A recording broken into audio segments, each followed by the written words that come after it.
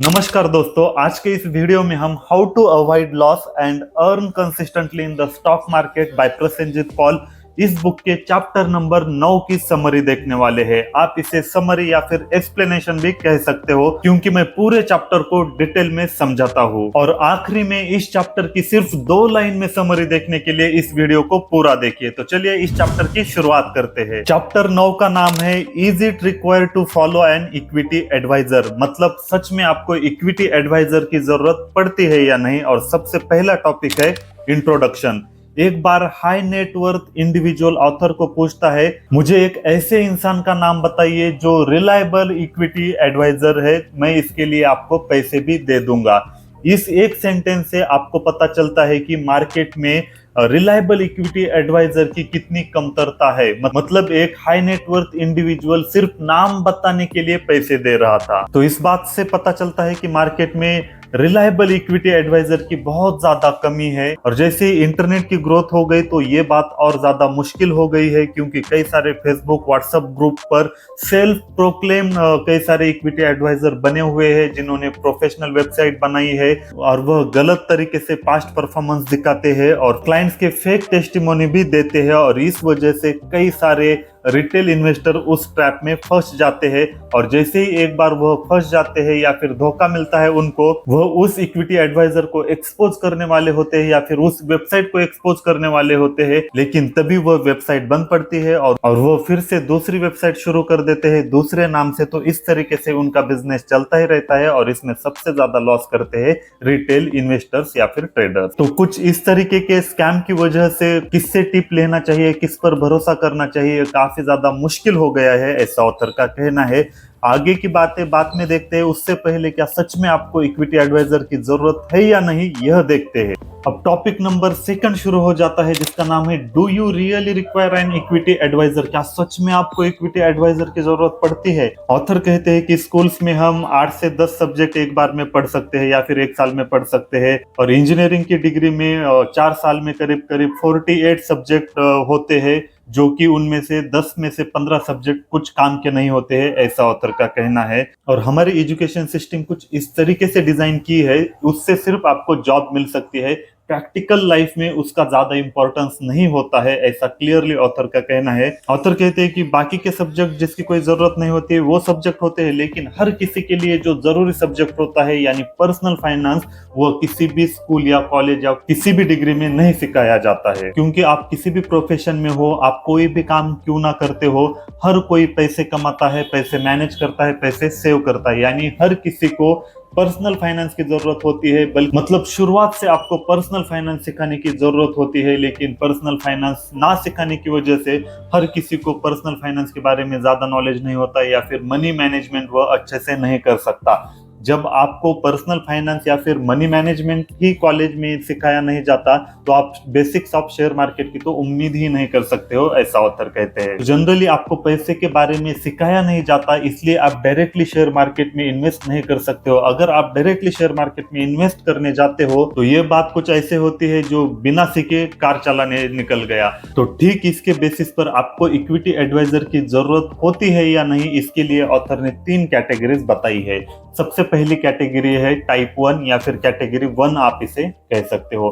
Category 1 में अगर आप दिन के 3 घंटे इक्विटी एनालिसिस करने को दे सकते हो और अगले 3 से 5 साल के लिए आप यह स्टडी कर सकते हो, तो आपको इक्विटी एडवाइजर की जरूरत नहीं है।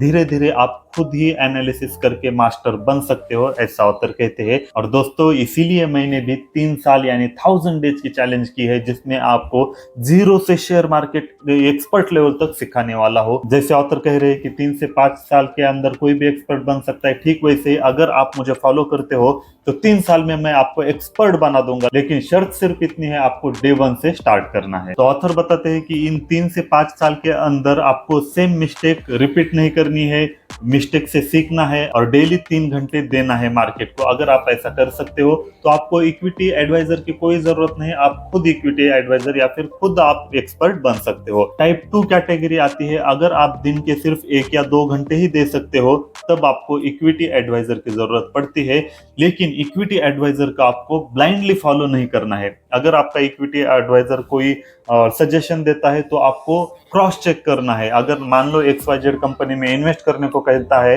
तो आपको 1 से 2 घंटे दिन के देकर आपको चेक करना है उसका डेब्ट टू इक्विटी रेशियो कितना है, रिटर्न ऑन इक्विटी कितना है, प्लेजिंग ऑफ शेयर्स प्रोमोटर ने कितनी की है, ये सारी बातें आपको चेक करनी है, ऐसा ऑथर कहते हैं। और टाइप 3 या फिर कैटेगरी सी में वो लोग आते हैं जो दिन का 1 भी घंटा नहीं दे सकते, मतलब मार्केट को एनालाइज ही नहीं कर सकते हैं, तो उन लोगों के लिए एक डेडिकेटेड रिलायबल इक्विटी एडवाइजर की जरूरत पड़ती है। क्योंकि म्यूचुअल फंड्स की तुलना में अगर आप डायरेक्टली इक्विटी में इन्वेस्ट करते हो तो आपको ज्यादा फायदा मिल सकता है या फिर ज्यादा रिटर्न मिल सकता है, ऐसा ऑथर कहते हैं। और यही बात अगले सब टॉपिक में समझाने वाले हैं। तो ऑथर के हिसाब से जो भी 1 घंटा भी नहीं दे सकता मार्केट को, तो उनके लिए डेडिकेटेड रिलायबल इक्विटी एडवाइजर की जरूरत पड़ती है। क्योंकि अगर आप डायरेक्टली इक्विटी में इन्वेस्ट करते हो तो आपको ज्यादा प्रॉफिट मिल सकता है या फिर रिटर्न मिल सकता है। तो अगला टॉपिक शुरू होता है म्यूचुअल फंड और डायरेक्ट इक्विटी इन्वेस्टमेंट, दोनों में से क्या बेटर है। तो ऑथर को कुछ साल पहले एक क्लाइंट का मैसेज आता है। वो क्लाइंट कहता है कि आपका पोर्टफोलियो परफॉर्मेंस कई सारे म्यूचुअल फंड से बेहतर है। अगर आप म्यूचुअल फंड्स खुद का शुरू कर देते हो तो वह काफी अच्छी बात साबित हो सकती है, या फिर आप किसी म्यूचुअल फंड के मैनेजर बन जाते हो तो आपके लिए भी प्रॉफिटेबल हो सकता है और स्मॉल इन्वेस्टर्स के लिए। जैसे ही ये बात ऑथर सुनते हैं तो ऑथर जवाब देते हैं कि मैं उतना टैलेंटेड नहीं हूं जितना म्यूचुअल फंड मैनेजर होते हैं। म्यूचुअल फंड कुछ इस तरीके से डिजाइन किया गया होता है कि आपको एवरेज रिटर्न मिलता है, ना बहुत ज्यादा मिलता है या फिर ना बहुत कम मिलता है, लेकिन एक एवरेज आपको रिटर्न मिल सकता है और उसी के लिए म्यूचुअल फंड जाना जाता है। और दूसरी चीज ऑथर बताते हैं कि मैं इसलिए भी म्यूचुअल फंड नहीं चला सकता क्योंकि कोई भी mutual fund investor small cap या माइक्रो कैप में पैसे नहीं लगाते हैं। फिर कोई भी म्यूचुअल फंड या मैनेजर एक ही स्टॉक में 25% पैसे नहीं लगा सकता, और कोई भी म्यूचुअल फंड या इन्वेस्टर किसी स्टॉक को बहुत ज्यादा लंबे समय तक होल्ड भी नहीं कर सकता। तो ये कुछ रिस्ट्रिक्शन म्यूचुअल फंड्स के ऊपर होते हैं, इसलिए वो बहुत ज्यादा रिटर्न नहीं कमा सकते, सिर्फ एवरेज रिटर्न कमा सकते हैं, ऐसा ऑथर का कहना है। इसके लिए ऑथर एक अगस्त 2013 का एग्जाम्पल देते हैं। उसमें कहते हैं कि उस वक्त मैक्रो इकोनॉमिक कंडीशन की वजह से बैंकिंग सेक्टर काफी ज्यादा लॉस में चल रहे थे, रूपी डिप्रिसिएशन हो रहा था, लिक्विडिटी टाइटनिंग आरबीआई ने की थी, तो इस वजह से काफी ज्यादा बैंकिंग सेक्टर के स्टॉक्स नीचे गए थे, जैसे आईसीआईसीआई बैंक, एचडीएफसी, एक्सिस, मतलब कई सारे बैंकिंग के स्टॉक काफी लोवेस्ट वैल्यूएशन पे मिल रहे थे। और इसके रिगार्डिंग ऑथर एक म्यूचुअल फंड मैनेजर से बात करते हैं और म्यूचुअल फंड मैनेजर भी इस बात पर एग्री करता है, लेकिन ऑथर को यह जानकर चौंक जाते हैं कि वह फिर भी उसमें इन्वेस्ट नहीं कर रहे हैं। ऑथर पूछते हैं कि आप इसमें इन्वेस्ट क्यों नहीं कर रहे हो, आपको भी पता है कि काफी लोएस्ट वैल्यूएशन पर आपको अभी स्टॉक मिल रहे हैं। तो म्यूचुअल फंड मैनेजर बोलता है मुझे बहाव के साथ बहना होता है, मैं बहाव के अगेंस्ट नहीं बह सकता, जो हर कोई कर रहा है मुझे वही करना पड़ता है, ऐसा म्यूचुअल फंड मैनेजर का जवाब होता है। मतलब म्यूचुअल फंड मैनेजर का ऐसा कहना होता है कि बाकी की जितने भी म्यूचुअल फंड्स होते हैं वो क्या कर रहे हैं, या फिर सेंसेक्स के हिसाब से हमें ज्यादा रिटर्न देना होता है, हम सेंसेक्स के हिसाब से ही एडजस्टमेंट करते रहते हैं। मतलब मुझे बहुत ज्यादा रिटर्न से ज्यादा ये जरूरी होता है कि मैं म्यूचुअल फंड का एवरेज रिटर्न दे सकूं। अगर मैं म्यूचुअल फंड का एवरेज रिटर्न नहीं दे सका तो मेरी जॉब जा सकती है। इसलिए अगर मुझे किसी स्मॉल कैप या माइक्रो कैप में बहुत ज्यादा अपॉर्चुनिटी मिल भी जाती है तब भी मैं उसमें इन्वेस्ट नहीं कर सकता हूँ, ऐसा वो म्यूचुअल फंड मैनेजर ऑथर को कहता है। तो मतलब ओवरऑल म्यूचुअल फंड्स मैनेजर का टारगेट इतना ही होता है कि एवरेज रिटर्न देना है, बहुत ज्यादा रिटर्न नहीं देना है या फिर बहुत कम रिटर्न नहीं देना है। अगर वह एवरेज रिटर्न देते हैं तभी उसकी जॉब टिक सकती है, और इसीलिए कोई भी म्यूचुअल फंड्स बाकी के मुकाबले में on an average same return देते हैं। लेकिन ऑथर के हिसाब से biggest wealth creating opportunity micro cap और स्मॉल कैप में ही होती है, क्योंकि वह कई गुना बढ़ सकते हैं, ऐसा ऑथर का कहना है। तो यही बात म्यूचुअल फंड्स वाले उसमें इन्वेस्ट नहीं कर सकते, लेकिन अपने क्वालिटी रिलायबल इक्विटी एडवाइजर को सिलेक्ट किया तो वह आपको ऐसे स्टॉक्स चुनकर दे सकता है जिससे आप वेल्थ क्रिएट कर सकते हो। ओवरऑल इस पूरे टॉपिक का मतलब ये होता है। सो बॉटम लाइन ये है कि अगर आपके पास बिल्कुल भी टाइम नहीं है तो आपको इक्विटी एडवाइजर को रखना चाहिए। अगर आपके पास टाइम है, आप खुद एनालिसिस कर सकते हो, डेडिकेटेड 2-3 घंटे दिन के दे सकते हो, तो आप धीरे धीरे आप खुद ही एक्सपर्ट बन सकते हो, तब आपको एडवाइजर की जरूरत नहीं है। अब अगला पॉइंट शुरू होता है, can you fully rely upon your broker, क्या आप ब्रोकर पर डिपेंड कर सकते हो? तो इसका आंसर है नहीं। क्योंकि क्या आपने कभी ऐसा सुना है कि ब्रोकर ऐसा कह रहे हैं कि आपको 3 से 4 साल के अंदर 100% 200% रिटर्न मिलता है, या फिर कभी ब्रोकर ऐसा कह सकता है कि अगर आपको सच में वेल्थी बनना है तो आपको 2 से 3 या फिर लंबे समय के लिए होल्ड करना चाहिए। नहीं, क्योंकि ब्रोकर ऐसा कभी नहीं कह सकते। अगर आप लंबे समय तक होल्ड करने लगोगे तो ब्रोकर का बिजनेस बंद पड़ सकता है। ब्रोकर का बिजनेस तभी होता है जब आप फ्रिक्वेंटली बाय सेल करते हो। पॉइंट नंबर 4 शुरू होता है, जिसका नाम है व्हाट शुड यू डू, आपको क्या करना चाहिए। इसके लिए एक लाइन में ऑथर जवाब देते हैं, आपको इंडिपेंडेंट इक्विटी एडवाइजर के साथ जाना चाहिए जिसका रिकॉर्ड अच्छा हो। अब इक्विटी एडवाइजर को 2 पार्ट में डिवाइड किया जाता है। एक होते हैं कमीशन बेस्ड एडवाइजर, तो जब भी आप शेयर्स को बाय या सेल करते हो उससे ही उनको कमीशन मिलता है, उनके अलग से फी नहीं होती है।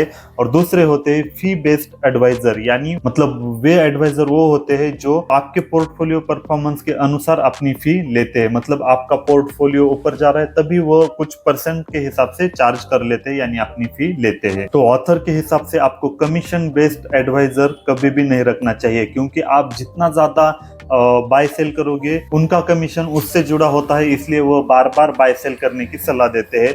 तो आपको हमेशा फी बेस्ड एडवाइजर रखना चाहिए, क्योंकि उनका कमीशन आपके पोर्टफोलियो पर डिपेंड होता है। जब भी आपका पोर्टफोलियो ग्रो करेगा तभी उनको ज्यादा ग्रोथ या कमीशन मिलने वाली है। मतलब उनको ज्यादा कमाने के लिए आपका पोर्टफोलियो का बढ़ना जरूरी होता है, इसलिए वो बेहतर एडवाइजर हो सकते हैं। फिर भी आपको कुछ पॉइंट्स ध्यान में रखने चाहिए, ये ऑथर ने बताए हैं। उनमें से सबसे पहला पॉइंट है, अगर कोई आपको एक्स्ट्रा ऑर्डिनरी रिटर्न बता रहा है और उसके बदले बहुत ज्यादा फीस चार्ज कर रहा है तो आपको ऐसे एडवाइजर से बचना चाहिए। अगर कोई कह रहा है कि मैं 100% रिटर्न 1 साल में दे दूंगा, 10 लाख के ऊपर 1 लाख रुपए महीने के बना दूंगा, या फिर हर महीने 1 लाख रुपए एक्स्ट्रा अर्न करने की गारंटी दे रहा है, तो ऐसे एडवाइजर से आपको बचना चाहिए। क्योंकि अगर इतना ज्यादा रिजल्ट मिल रहा है तो उसे एडवाइजरी से पैसा कमाने की जरूरत नहीं है, यह खुद आपको समझना चाहिए।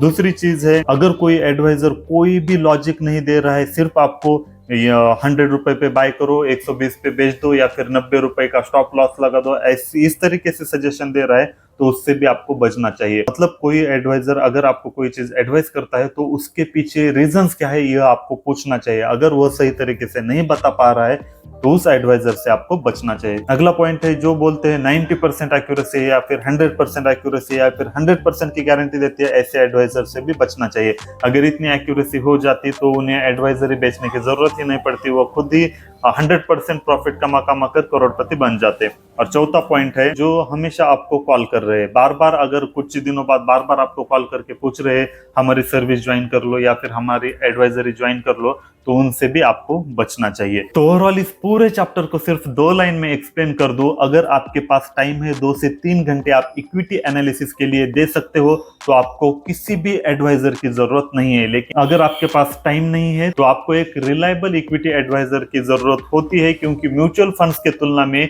इक्विटी में ज्यादा पैसा बनता है या फिर रिटर्न मिलता है। और हमेशा आपको फी बेस्ड एडवाइजर चुनना चाहिए। तो आई होप आपको ये वीडियो काफी ज्यादा पसंद आ गया होगा। ये वीडियो उन लोगों के साथ शेयर कीजिए जिनके पास बुक पढ़ने का टाइम नहीं है और जो जीरो से सीखना चाहते हैं, उनके साथ मेरे वीडियो जरूर शेयर करते जाइए, क्योंकि आपकी वजह से वो भी शेयर मार्केट जीरो से सीख सकते हैं। तो दोस्तों, ऑलरेडी इस बुक के 9 चैप्टर समाप्त हो गए हैं। अगला बुक आपको कौन सा समझना है कमेंट में जरूर बताइए। जिस भी बुक को लेकर ज्यादा कमेंट आएंगे अगला बुक वही होने वाला है।